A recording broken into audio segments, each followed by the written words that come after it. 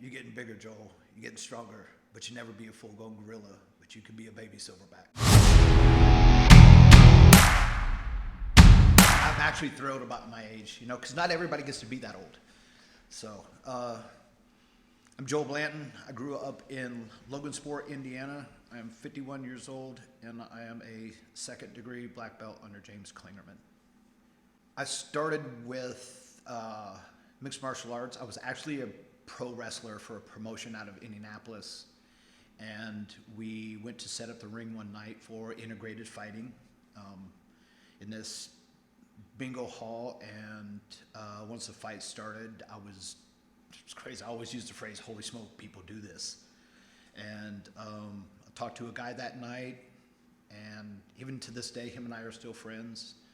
And I was bouncing at one of the nightclubs in Logansport, and a guy came in with his belt on, an amateur title belt, which wasn't completely, cheesy at the time, maybe just a little bit, but he wore his belt in, and instantly I made a beeline for him and talked to him. I got a phone number, and that was in November of 2001. I showed up like the next week, and it wasn't even a conscious decision. I just kept showing up. It isn't like, well, hey, I want to do this now. I just kept showing up. Trained for 6 months. I was a standout wrestler for Logansport High School. I placed at the state tournament here in Indiana, and so I had some good wrestling foundation to start with. And trained for 6 months. Took my first fight, and it took off from there. Had 33 total fights. I was still a blue belt actually through all of this. I know. I fought for a decade, and it went to white to blue. Good mechanical wrestling, because I was a very small wrestler in high school. My senior year, I wrestled 125. So I was a little guy, and then it was probably 90, 91. I put down my skateboard and picked up a dumbbell at the local YMCA, and it took off from there. And then later on, I got into powerlifting, and then really beefed up. Was up over 200 pounds when I found MMA and started training. And I first fought at heavyweight, and I had fought from heavyweight all the way down to 145. My last two fights were at 145. What do you think was your most comfortable weight class that you feel like you performed well in? 45 and 55. That's the thing, is because anywhere from 170 up, you don't know if you're going to be fighting some guy that's 6'3", 6'4". Those guys are huge. And they're cutting from 200. Yes. Yeah. So, and that was part of the thing. It's like, man, these guys are naturally bigger than me, because I'm only 5'5". Oh, yeah. So I was like, man, I got to, in order for me to really do something, if I really want to push, I'm going to have to start dropping weight classes. And even when I first dropped to 45, before I ever got started, I was walking around about 185, 10 pounds heavier than what I'm walking around at now. I know. But I started training. I started moderating my diet. I had some really good people behind me. I was running my own classes out of a facility in West Lafayette, and some of the personal trainers offered. I was unemployed. I was telling the government telling the state of Indiana that I was looking for a job, and I lived on unemployment. And my thought was, if I'm ever going to live and try to train as a pro fighter, now's the opportunity to do it. I was single. I was renting a room from a friend of mine that him and I are actually still friends. He started training with me, and we got really close. And it was a really awesome time to wake up in the morning, go straight to the gym. There were days of 2 days a week. There were 3 days, and then the rest of the 3 other training days, I always took 2 days off. Yeah. It was 2 days, go in and teach and train with my students. And it was a good experience. Went in, I had a title fight in front of me and had a really good fight. I was actually the first person for Coliseum Combat to have 2 different titles in 2 different weight classes.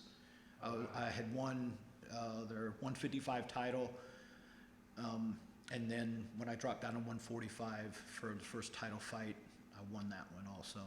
And this was back when Jay Martin owned the promotion, back before Mark Slater. Actually, Mark Slater was a sponsor at the time for me. So instead of the owner of Coliseum Combat. So this was way, way back. Yeah, 10, 12 years ago. So you started in MMA, and then when did you... Yeah, we were all just training with each other out of Kokomo, and me and one of my best friends and training partners still to this day, Daryl Smith, ended up just being him and I in Kokomo just for a couple months. He was like, man, we're only beating each other up, so we need to change this up. And he was like, let's go under James. Let's go talk to James. And James was like, heck yeah, and it took off from there, and got my blue belt through. James was a brown belt at the time. I met James when he was a purple belt, mind you. Yeah, I know. And no, he was a brown belt at the time. I got my blue belt, and then just slowly progressed through. You know, I would put my gi on and train my gi randomly back and forth. But I was the meathead. I wanted to fight, despite, I started off really great. I was 10-0.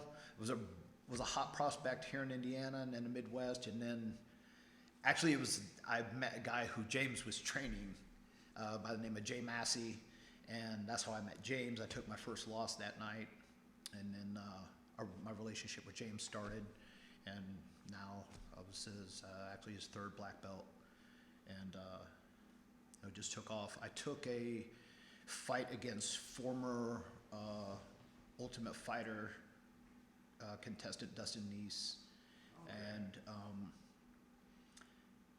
there was a referee stoppage. He had cut me on my forehead, and I had botched a takedown, and when I went to back out, I stumbled, and he come up and with a flurry, and the ref stopped it, and at that point I was like, okay, I'm 39, I'm done. Yeah. And I jumped in, I buried myself in my gi. I didn't do no-gi for months and months, even though that was my thing. And then just started competing. Shortly, I think the first Hatsugeko, after that, I got my purple belt, and then everything took off. As far as, when we traveled to New York and went to the no-gi pans for the first time, and just started really hitting the jiu-jitsu circuit. I was actually moved to Lafayette and was training at a facility there, and that's when everything really, really took off. It was a big shift mentally, especially because I first won my division in 2011, and then I went back in 2013 and won my division in the Open. And a teammate sent me. I wasn't aware that they did points.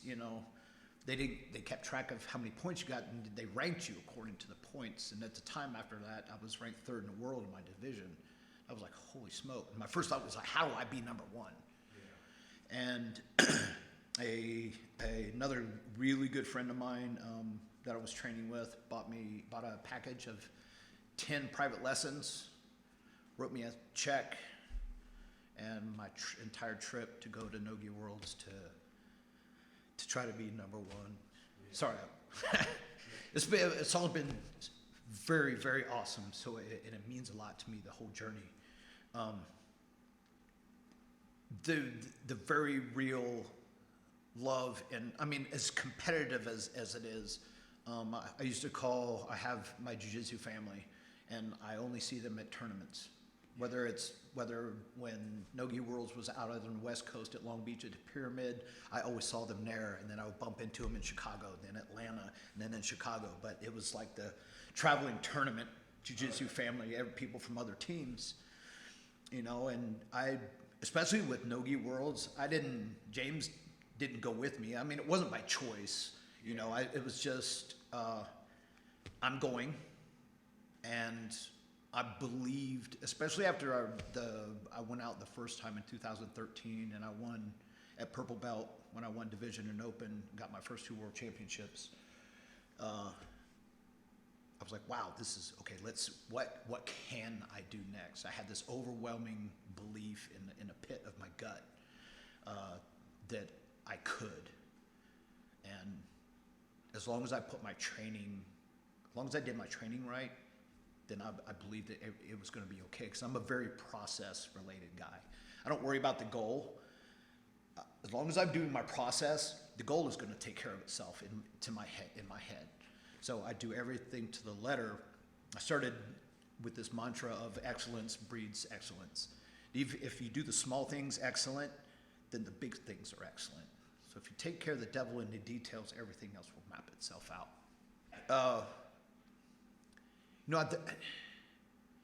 I think being a good person lends into that, and you have to be a good role model and good example in a community, and I think that breathes down into your training, because if you want to be good in a community, you want to be good out on a mat, especially if you're competitive.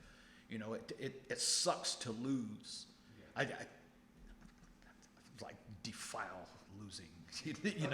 It sucks, but I understand it's part of it. Yeah. Actually, man, when my last Nogi Worlds at Brown, I won my division, went through, had 2 matches before I got to the finals, and when I got to the finals, I lost. Passed the guy's guard, and didn't see it coming because it was a variation of the big sensation now, the buggy choke. Yeah. But in 2015, it wasn't like it was now. And I couldn't breathe. I didn't know what was going on. And, I tap and I pop up and I look at one of my teammates. I was like, what's going on? He's like, I don't know. He's like, I don't know. So, but I was actually very relieved to lose in a really weird way. Because I felt like sometimes, every time I had been to Nogi Worlds, I won my weight class and I won the Open, the 2 previous years. So it was weird to have that kind of relief. I never thought about that either. I wanted to fight because of the challenge. And if I'd have had hindsight's always 20/20, but it wasn't always consistent like I should have been with my training, and that was probably the biggest reason. But I wasn't taking care of my process, going back to being a good person leads to being good out on a mat. And then actually when I was in Lafayette, I got to the point, I was a 2-stripe purple belt, and I hated training. I didn't want to go train. I would sit outside the facility and look at the door and just, man, that would make myself go in. And I was like, man, I got to get out of this funk, so I turned it into a game. I was like, what can I get away with whoever I'm rolling with? What can I get away with? And how long can I get away with it for? And if I got away with it for a certain amount of time, the next time I was there, I had to get away with it longer. And then it turned into a process, especially like at purple belt. And that was the very first time that I ever thought I could actually be a black belt. So I need to, what do I need to do? And my top game was pretty decent. I was like, I have to learn bottom game. Just in training, I was like, I need this in order to be, if I'm going to be a black belt, I want to be well-rounded, and I have to have that skill set, or I'm going to suffer greatly. So I, whenever, without being overbearing, it was like, hey, can we do sweep, pass, or submit? So they'd be like, yeah. So we all line up, but I would always line up first, and I would make myself have to do a pass before I could do my bottom game work. So I had to earn the right to be, I had to earn it in order for me to do it. So once I got down, maybe I swept 2 people, and then someone passed my guard. So I was like, okay, next time, 3 people. After that, 4.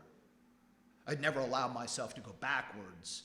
And then after a while, once you get to 10, 12 people, okay, now I'm going to rotate out, and then I can rotate back in. Once I get my pass again, now I can go back to training again, working on my bottom game.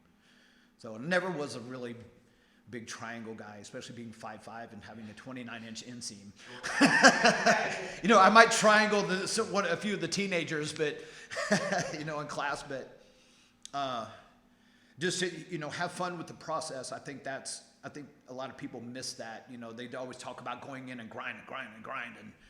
And to me, living this life is not a grind. It's not a grind for me. It's how I live. People, if they need that, to have that mentality of it's a grind, then that's great. You can have that mentality because that's what you need for yourself. I don't need this. I don't grind. I live this lifestyle. And I've been, you know, I started in, just what I say, November of 2001, and I never looked back. And it's been one of the best things I've ever done for me in my life. Therapy, physical culture, strength, mental discipline to be able to, because you can't be under Team James Clingerman and be a dirtbag. Yeah. Everybody knows that. So helps you keep you disciplined and being a better person, and of course the training. Everybody knows James. James is a freaking ninja. And one of my best friends now forever. You know, I lived with him when I came up here 2018, 2019, and our relationship, you know, grew even more. And it's been amazing. I'll like it says on my bag, let me die in my gi. You know, so it's an honor. So who branded you the silverback? How'd you get that? I lifted weights with a guy named George. He was a former Marine Corps drill instructor. Not a lot of people like being around George, but he was call out cadence while we were lifting. He was loud, but I loved George, man, because he would fire me up. And we hadn't lifted together in a while, and we caught a deadlift session together, and I was rep for rep, pound for pound, and he kept on eyeballing me through the workout. And finally he was like, "You're getting bigger, Joel. You're getting stronger, but you never be a full-grown gorilla, but you can be a baby silverback." And I told the guys this at the time, and by that time, after training one night, and I was probably 5 or 6, 7 fights into my MMA career, and they were like, "That's your nickname. You fight like a gorilla. That's perfect." It's like that, you're stuck with it. And that, you know, now that was in 2002, and now 21 years later, it's still there. So. But it's awesome because, you know, the last time I randomly popped into a Coliseum combat, didn't even know the guy. Walked up, he's like, "Hey, you're that gorilla guy, aren't you?" And I instantly knew what he meant, and I was like, "Yes, sir." So I was able to make another connection and have a conversation with somebody that I may not have had a conversation with without that.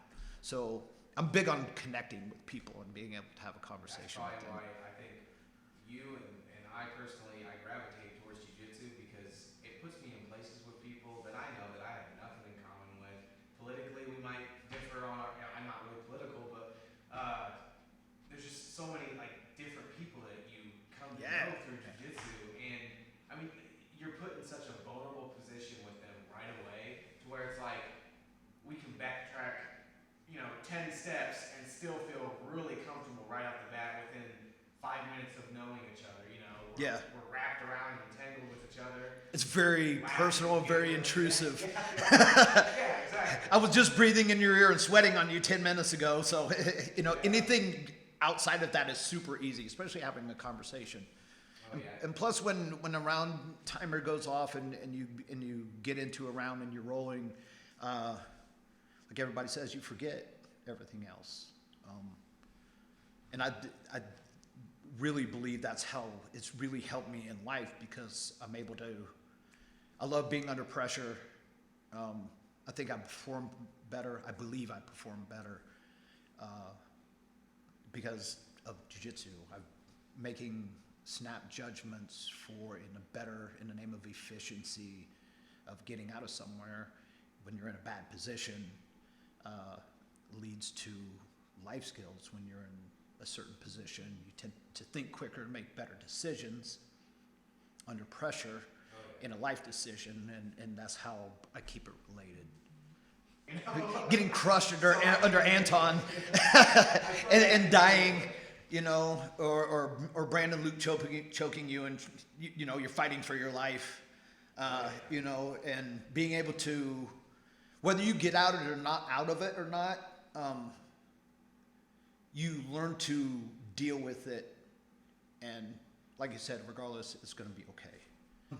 Just real quick, you know, I continually want to thank like my coach and my very close friends for the life that they give me continually, and thank you for the opportunity to sit down, and my sponsors, Kanan with Strict 9, and Andy and Cody with Norse Fitness. Man, those guys. If I can't sit and have a conversation with you, I probably don't want to represent your company, and I don't want to do business with you. We might be cordial, but outside of that, So that speaks volumes for who you align yourself with. yeah. Those guys have really taken care of me, and I always try to give back as much as I can. Awesome. You know, and at like the back of the shirt, I'm gonna turn around here real quick. Bang. Continue, just never, regardless, like we were just talking about, everything's going to be all right, is positivity, you know, not, you know, coffee and donuts, yay, and butterflies, because I think that's bullshit. Yeah. It's fluff. But to be able to weather the storm. But to be able to go, regardless, yeah, in the middle of the storm, going, it's going to be all right, we're going to figure this out and move forward. And once you start moving forward, the clouds part and the sun starts to shine.